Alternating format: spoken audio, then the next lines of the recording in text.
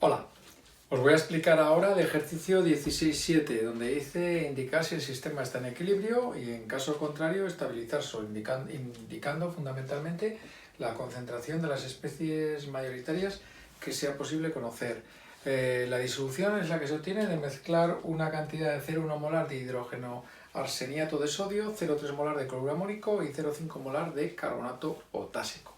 Bien, en primer lugar, lo que tenemos que tener claro es que las sales que os acabo de comentar se disocian completamente y los iones sodio, amonio y potasio van a estar perfectamente en disolución muy estable, sin molestar para nada, y lo que sí que vamos a tener son las cantidades de hidrógeno arseniato, de cloruros y de carbonatos.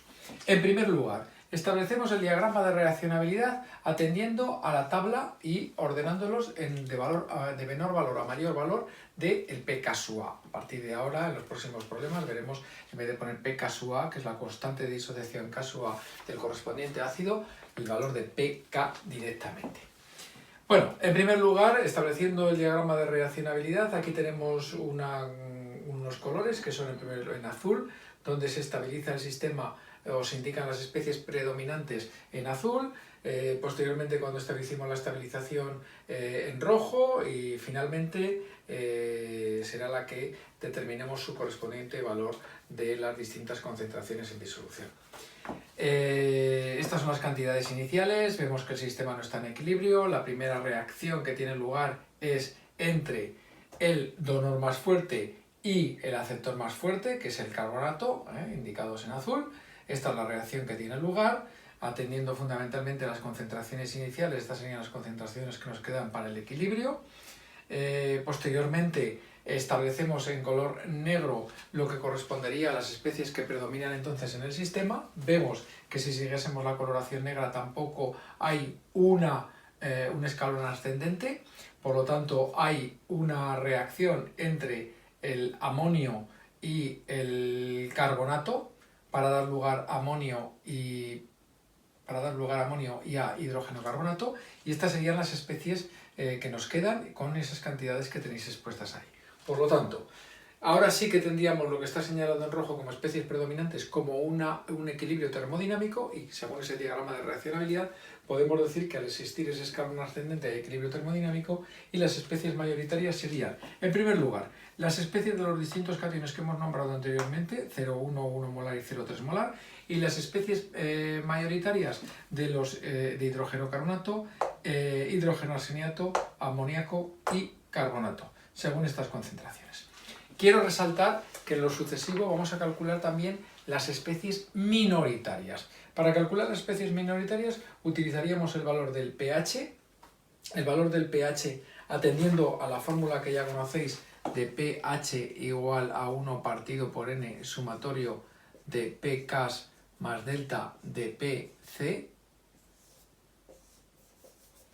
Ese valor que nos sale es 9,7, y a partir de ahí, utilizando los valores que definen las constantes termodinámicas que aparecen en las tablas de los ácidos, de disociación de los ácidos, podemos calcular nosotros cada una de las especies minoritarias. En este ejercicio únicamente nos hemos centrado en especies mayoritarias, que quedan reflejadas en estos resultados. Pero en futuros problemas vamos a hacer el cálculo de esas especies minoritarias utilizando el valor del pH, que lo podemos calcular, y utilizando también lo que serían las definiciones de las constantes de disociación a partir de los pKs que están en las tablas correspondientes.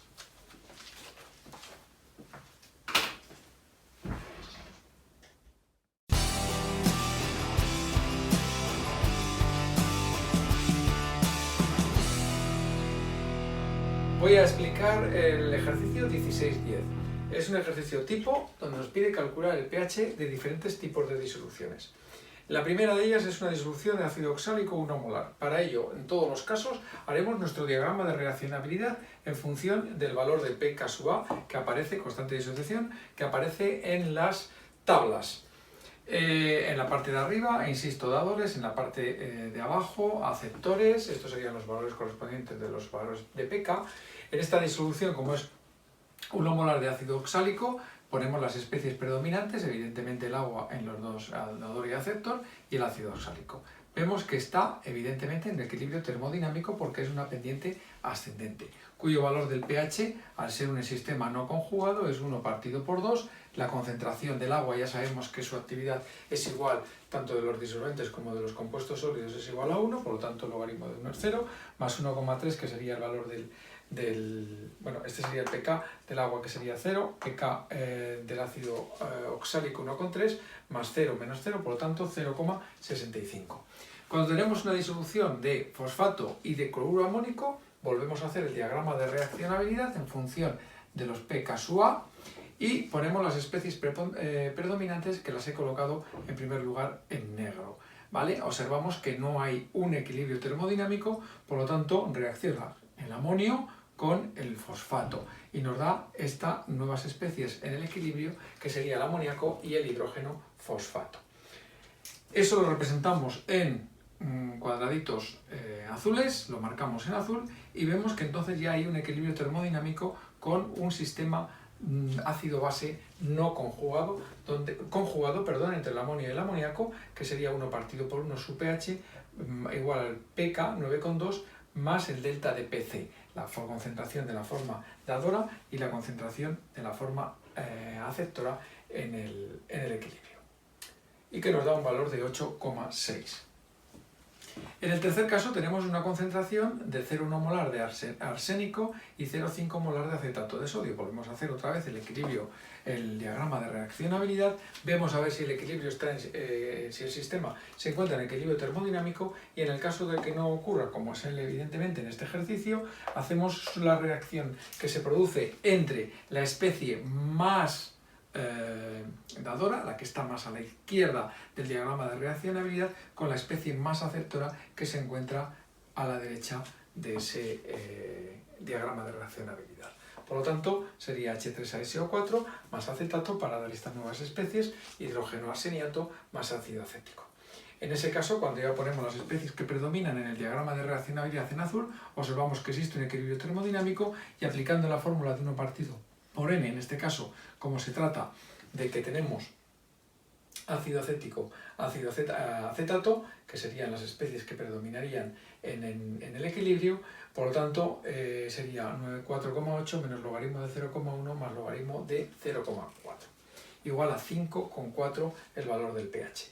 En el caso del ejercicio D, 0,1 de fluoruro sódico y 0,1 de amoníaco, volvemos a tener un comportamiento similar aplicando el diagrama de reaccionabilidad. Vemos que está en equilibrio termodinámico, por lo tanto podemos aplicar la fórmula que estamos aplicando para el cálculo del pH, que es 1 partido por n más por sumatorio de pKs más delta de Pcs.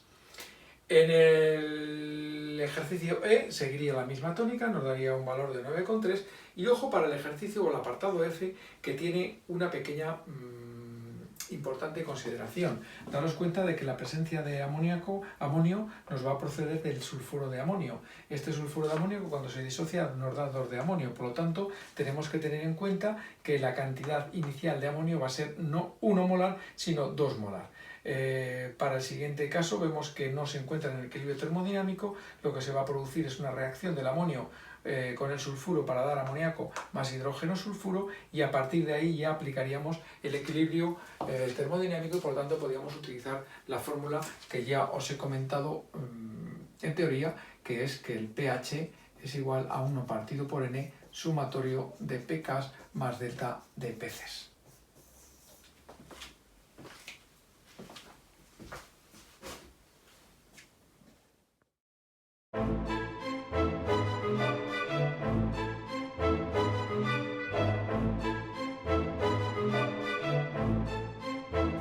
Bueno, vamos a continuar con un problema tipo importante, que es el cálculo del pH de distintas disoluciones. En el primer caso vamos a ver una disolución que está formada por 0,1 molar de ácido sulfúrico con clorito de sodio y también con fosfato. Bueno, entonces lo primero que tenemos que hacer, diagrama de reaccionabilidad, como hacemos siempre, colocándolo en función de los valores del pK que tenemos en las tablas, el pK, la constante de disociación de los ácidos correspondientes, y luego señalar las especies mayoritarias en ese sistema del diagrama de reaccionabilidad. Como vemos, lo que está en azul, que evidentemente no sigue un valor ascendente, sino que baja y luego vuelve a subir con esas especies predominantes, tenemos que ver que no están en equilibrio termodinámico. Para que estén en equilibrio termodinámico, vamos a hacer que reaccionen la especie que es más dadora, el que está más a la izquierda, con la especie que es más aceptora. En este caso concreto, ácido sulfúrico con fosfato, para dar hidrógeno sulfato e hidrógeno fosfato. Después vamos a completar el diagrama de reaccionabilidad con las especies que han aparecido nuevas, en este caso concreto, hidrógeno sulfato e hidrógeno fosfato.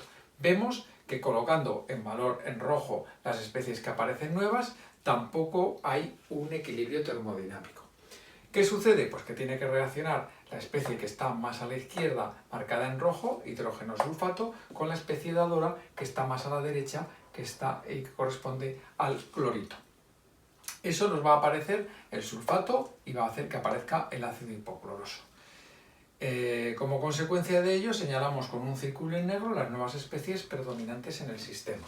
Y podemos observar que si las llegamos a unir, observaremos que existe un equilibrio termodinámico, ya que existe un valor ascendente, tal como podemos ver en nuestro gráfico del correspondiente diagrama de reaccionabilidad. Y corresponde a un ácido y a una base no conjugados, que ya hemos visto en algún otro ejercicio. Como es un ácido y una base no conjugados, aplicamos una fórmula general, que es que el pH es igual a 1 partido por n, sumatorio de pKs de las especies implicadas, en este caso serían el hipocloroso y el fosfato, por lo tanto nos quedaría 7,2 más 7,5 más el valor de delta de Pc, que va a ser igual a 0 por los valores que corresponden a las concentraciones. El pH resultante es 7,35. Importante el ejercicio B. Ojo al tema, porque aquí nos dicen que calculemos el pH de una disolución de hidróxido de sodio 10 elevado a menos 8 molar. Si nosotros calculáramos el OH y por lo tanto el pH, nos saldría un valor de 6. Y eso es absurdo que saliese un pH ácido para una disolución que es de hidróxido de sodio. ¿Qué hay que tener en cuenta? Hay que tener en cuenta la hidrólisis del agua. 2 moléculas de agua para dar H3O más OH menos, es decir, el aporte de H3O+, que sería 10 elevado a menos 7, y de OH menos, que es 10 elevado a menos 7. Si le sumamos el 10 elevado a menos 8 que tenemos inicial, este sería el valor de la concentración inicial de OH. En el equilibrio, 10 elevado a menos 7 menos X, 1,1 por 10 elevado a menos 7, que viene de lo anterior, menos X. Si multiplicamos estos dos valores de la concentración, nos llegará utilizando el valor de la constante de autoprotólisis, es decir, el producto iónico del agua, 10 elevado a menos 14, podemos calcular la cantidad de iones OH o de protones que desaparecen. Una vez que tenemos ese valor de X, que es este de aquí, calculamos el valor de H, que será 10 elevado a menos 7 menos 4,8 por 10 elevado a menos 9, y llegaríamos a la conclusión de que el valor del pH es 7,02, que es realmente lo que tendría que dar, un pH neutro, prácticamente, puesto que la concentración de hidróxido de sodio es muy pequeña, del orden de 10 elevado a menos 8 molar. Atento a este ejercicio para que no tengáis ningún problema en los posibles ejercicios de control.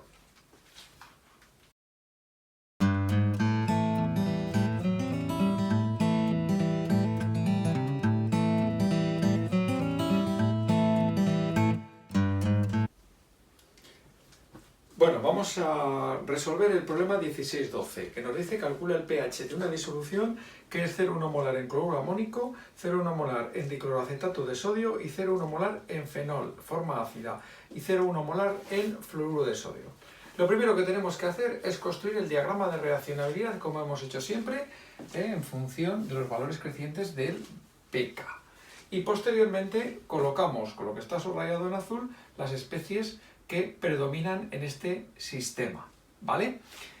Una vez que lo tenemos, vamos a ver si ese diagrama de reaccionabilidad con las especies que están en el sistema sigue una pendiente ascendente. Tal como estamos viendo y siguiendo la línea roja, es una pendiente ascendente, por lo tanto el sistema se encuentra en equilibrio termodinámico. Se trata de un ácido de una base no conjugados. Para que estuvieran conjugados tendrían que tener en la primera posición del valor del pK.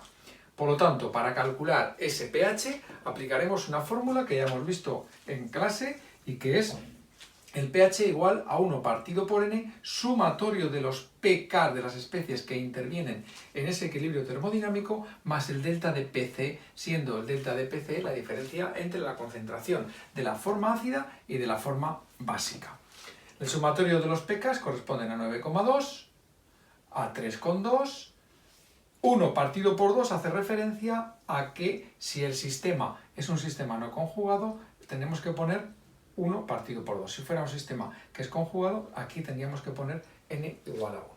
Por lo tanto, un medio de 3,2 más 9,2, y esto que corresponde a la diferencia entre los valores de delta de Pc, que se convierte en 0. Por lo tanto, el valor del pH es igual a 6,2, resolviendo ese valor numérico.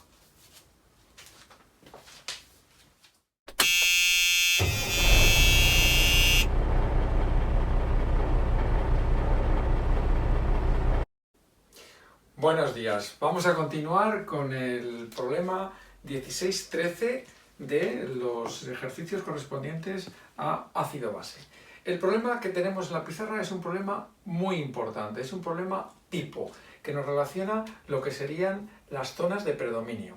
Todos sabemos hacer ya los diagramas de reaccionabilidad y, como hemos visto en clase, tenemos que obtener los diagramas de predominio, que se obtienen colocando a la izquierda del pK el correspondiente dador y a la derecha el aceptor. Este sería nuestro diagrama de predominio, que nos va a venir muy bien para hacer cálculos aproximados.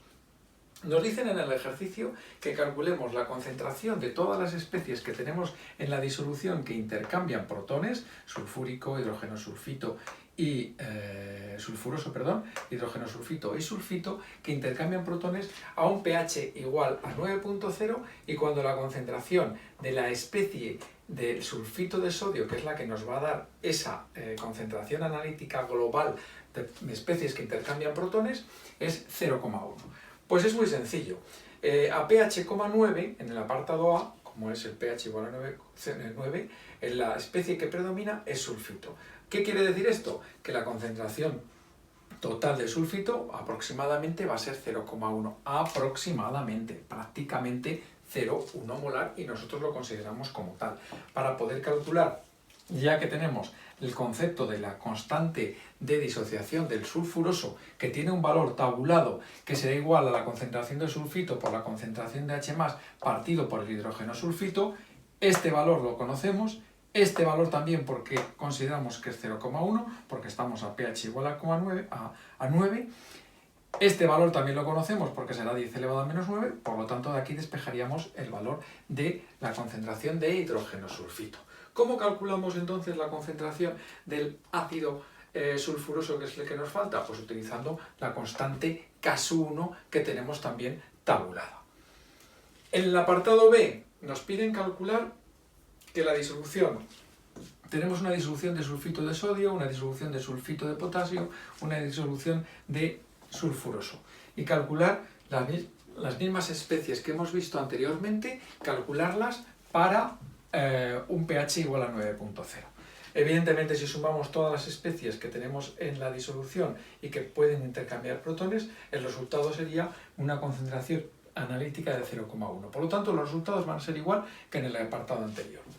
Para una disolución 0,1 molar de sulfito de sodio a pH igual a 7,2, aquí hay una observación importante, y es que cuando tenemos un pH, porque esto sería el valor del pH, donde ese valor del pH coincide con el valor del pK, las concentraciones de hidrógeno sulfito y de sulfito son las mismas. Por lo tanto, como es 0,1, la concentración de hidrógeno sulfito y de sulfito sería la mitad, por lo tanto 0,05.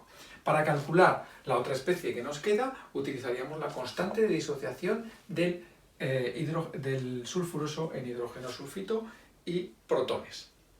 ¿Qué sucede a pH 1,9? ¿Cuáles serían las concentraciones? Pues a pH igual a 1,9 tendríamos que lo que ocurre, o el resultado del apartado D se cumplirá a un pH igual a 1,9. Que nos preguntan cuándo serán las concentraciones de hidrógeno sulfito y de sulfuroso iguales. Para el cálculo del apartado E, ahí sí que tenemos que utilizar prácticamente lo que sería el concepto de los diagramas de predominio, que lo vamos a utilizar en química para hacer esas aproximaciones.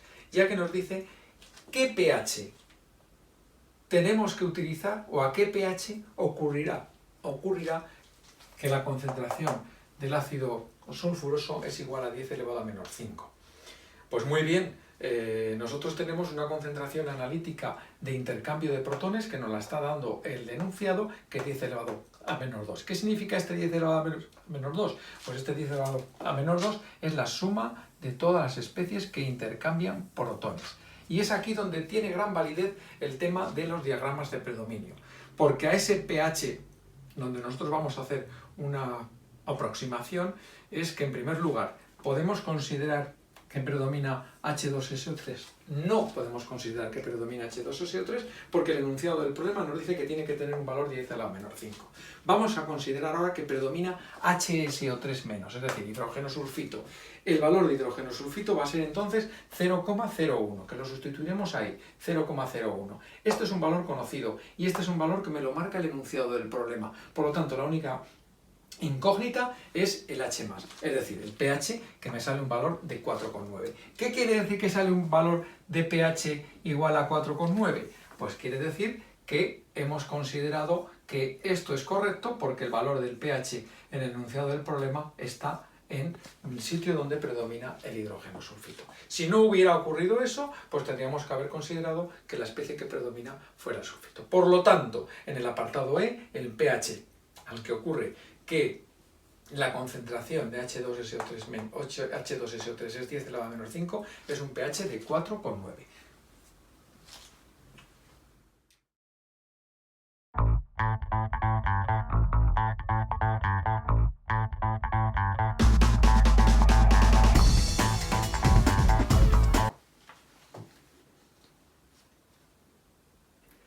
Voy a explicar el problema 1614. Nos están diciendo en el primer apartado qué especies deberían de estar presentes en una disolución cuyo pH fuera 7,2. Las especies que tienen que estar presentes son, según el diagrama de reaccionabilidad que se construye, como vosotros sabéis, en orden creciente del valor del pK, especies dadoras, especies aceptoras, el valor del pH está en 7,2, por lo tanto, el valor del pK 7,2, tienen que estar presentes el hidrógeno fosfato y el dihidrógeno fosfato. Vamos a preparar una disolución tampón para los distintos valores de pK que tenemos en el diagrama de reaccionabilidad. Si queremos preparar una disolución tampón de 2,2, tendremos que utilizar las disoluciones de H3PO4 y de H2PO4 negativo. Vamos a considerar que las cantidades que tenemos de estas especies que vayamos a formar para las distintas disoluciones tampón tengan una concentración de 1 molar. Nosotros disponemos únicamente de ácido fosfórico y de fosfato. Vamos a considerar que es X e Y y vamos a ver cómo lo tenemos que mezclar. Para este primer caso tenemos que utilizar lo que serían los iones H+ y los grupos fosfatos que vamos a tener presentes en esas mezclas.